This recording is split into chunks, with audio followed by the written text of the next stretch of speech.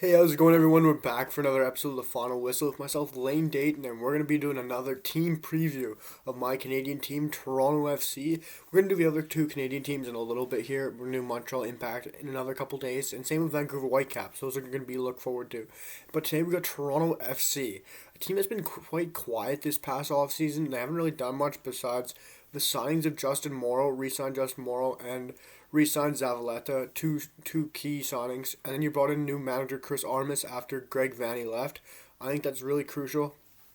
Greg Vanney's the only reason this club is really relevant, in my opinion. Yes, they were kind of near about before, but Greg Vanney really elevated this team to the step that they needed to be. A lot of people could say that was Giovinco's doing, and like signing Defoe, Giovinco, all those big name players that Toronto FC can pull and bring in. But I think this was Greg Vanney's doing and what he did with this team.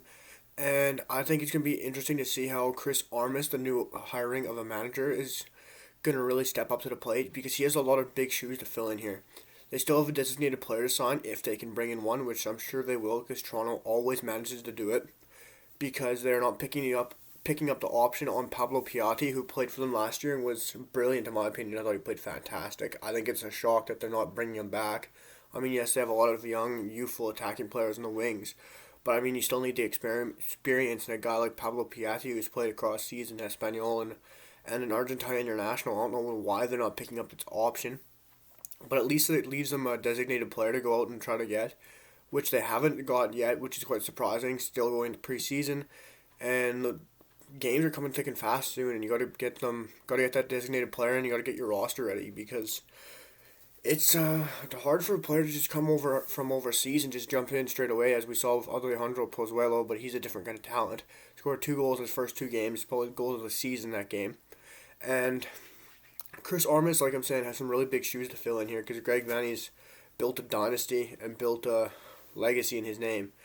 And it can be hard for him to come in, but Chris Armas, he's a very highly potential coach here, in my opinion. He's still 48, very young for a manager, very, very young.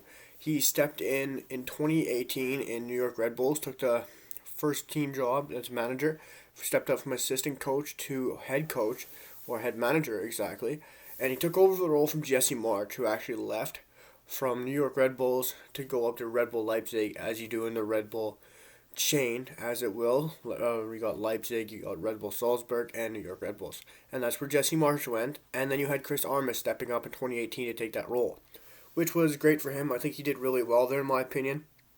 Won them a Supporters' Shield, and sadly lost the conference final. But a Supporters' Shield is still unbelievable to win. Toronto has a couple of them, but I hope Chris Armas can bring home a Supporters' Shield and win the MLS for this team because I think he can do it with the side that we have. Yes, yes, we lost in the first round last year, but I think that was COVID reasons. Yes, this Toronto FC tide is old, it's aging, and in my opinion, management has to step up here and has to buy some youth and bring in some more youth. We've seen, yes, with like the likes of Schaffelberg, Nelson, still quite a bit of other young talent. Oro's still young, he's still only 25. You got a lot of young talent on this team still, too, on the wings. And you still got Iowak and Ola up top, who's 21. A lot of young talent, but you gotta still look at the midfield. Zorio ain't getting any younger. I think he's 28. Michael Bradley, he's only getting older. I think he's 36, 37 now. Altidore is 34, 35. Management's got to look at this and he's got to improve and they got to get younger. You still got Alex Bono in net, but Westberg's still 34, turning 35 this year. So Armas, yes, he's a fantastic coach. He has a lot of potential. He's still very young, like I said. But he's got a lot of work on his hands here because his team isn't getting any younger unless the management steps up. Designated player could be a young star from Mexico, somewhere across seas. Bring in some young talented player, let him show what he's got. Like we did with Pozuelo. He's not young, but he's still a good player. And yeah, I think Armas has the tools at his ability here, but I think management also has to step up here and get some depth in the back line. You re-signed Morrow, yes, but he was your only left back. Bravo, you brought in a left back. He's still the one you had last year. You're not improving, you're not gaining. You have one left back in the club, Justin Morrow, and you re-sign him to a 2-year deal. So what's happening if you get injured? I mean, what are we going to do? Play someone from the academy? That's what you're going to have to do. And then I think you got 3 center backs, Mavinga, Omar Gonzalez and Zavaleta. Yes, they're unbelievable center backs in the MLS. They're fantastic in my opinion. Could be playing in other leagues, but I think yes, we only have three unbelievable center backs in the MLS, but you still don't have much depth. What if one gets injured, or another one gets COVID?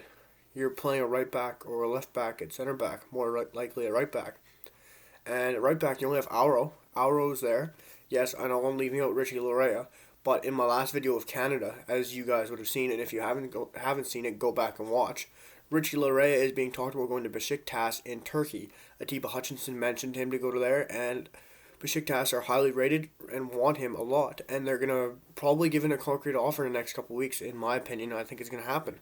So that's why I'm leaving out Larea. So you're looking at one right back, one left back, and three center backs. That's chaos. You can't leave your manager with five defenders. That's a plan for failure. I mean, unless injuries don't go your way and you're sitting fantastic and Armas has nothing to worry about, but I don't know. It's going to be interesting. He can really work his magic here, and I think he's got the attacking players to do so. But I want to give my predicted lineup for the season. Like I said with Miami, they have some players that are going to be coming in the summer from the likes of the Premier League and such on. So Toronto hasn't done that. So Toronto has the same lineup basically as last year, in my opinion. You got Westberg, who I think is going to take the number one role. But in my opinion, I like to see Alex Bono step in. He's younger. He needs the experience. I think he's a great keeper. And he's not rated enough. And I think he should be highly rated in this league because he's a quality keeper, Alex Bono. And left back, like I mentioned. This defense basically picks itself for me. Justin Morrow, only left back in the club in my opinion. And he's signed to a 2-year deal. He's 33. If he plays out this deal, he's 35. Yeah, he does amazing work in the community. He's a fantastic role model. And he's still great on the pitch, but you need someone to back him up, in my opinion. And I think we should bring in someone very young with a lot of upside. I'm not sure who it's going to be, but I'd like to see something happen here from management. Center backs, I got Chris Mavinga and Omar Gonzalez. Fantastic pairing. We saw it last year. Gonzalez was sadly injured quite a bit, but that's going to come when he's 32. Mavinga's still decently young for his age. So I think it's a great two center backs. Like I said, I think Inter Miami have the best two center backs in the league, or three center backs in the league, as I said in my video. Go catch it if you haven't seen it. But I think this is close second or close top five at least. And I think it's a great defense if it stays healthy, like I said. And then you have Auro at right back, which I'm putting Auro there because I believe that Richie Larea is going to Turkey, and we're not going to see him here next year in Toronto, which really hurts. But as a Canadian fan myself, I want to see Richie Larea go across seas and get some much-needed experience and hit a high level. And my defensive midfield, I have Jonathan Osorio, and I have Michael Bradley. I mean, I'm probably going to get heck for this in the comments, and people are probably going to yell at me and whatnot or criticize me. But I think Michael Bradley still has the experience, he still has the know-how, he can still play a dime of a ball on his day. He can drop a pass on the spot. You tell him where to put it, you say right here, and he's got it nailed down every time. That's what I love about Bradley. His passing ability is fantastic on his day. And he can still defend. Yes, he's still very, very slow. That's why I think you put Jonathan Osorio beside him, who's a bit quicker and he can get up and down the pitch faster. And he still gives you a bit of attacking ability, and he can still drop back. And you still got the likes of Marquis Delgado off the bench. So I think you got a fantastic midfield there in Toronto. And then you're looking at, on the wing, I really don't know who we could go with. You have Schafflenberg, you have Jaden Nelson, you have Tsuna Endo, and you have Nick DeLeon, and he can also play Iowa Canola out there. I personally am going to go with Endo on the left and Nick DeLeon on the right. I mean, it's just a lot of MLS experience. I know what they're doing. DeLeon, I think, is 33 now. He scored some fantastic goals. He's been in conference finals, championship finals. He knows what he's doing. Endo, everyone loves him. Fantastic player, Japanese. He's not too old yet. I think he's 28, 29. He's still got a locker. Like you said, he's got some MLS experience, and I think Toronto doesn't need much MLS experience, but I think that's the best you got with their wingers here, unless you want to go with Schafflenberg and Jaden Nelson and take the risk with the youth. But I think it's tough for Armas to come in and go with a risky youth setup in his first season. But that's what I'd like to see personally. Endo and Nick DeLeon. Attacking midfielder, like I said with the Miami video, attacking midfielder for both those teams are really picked themselves. For my Toronto team, you got Alejandro Pozuelo. I mean, you don't get much better in the MLS. I think he's the number one attacking midfielder in the league. Rodolfo Pozuelo is right behind him. And Pozuelo is just a shoo-in for me. I think he's going to be I'm going to stand by this opinion. I'm going to say he's going to be the player of the season in MLS. I think he's going to have an unbelievable season under Chris Armas. And I think he's going to be feeding loads of assists. He's going to be scoring some tremendous goals from the midfield with the help of Jonathan Osorio, like I said, Nick DeLeon, and the striker who I've got as Jose Altidore is going to be helping him out massively here. He's going to be able to hold up, which we see from Altidore all the time. His runs in the runs into the box are fantastic, which gives Pozuelo lots of chances to hit it in behind.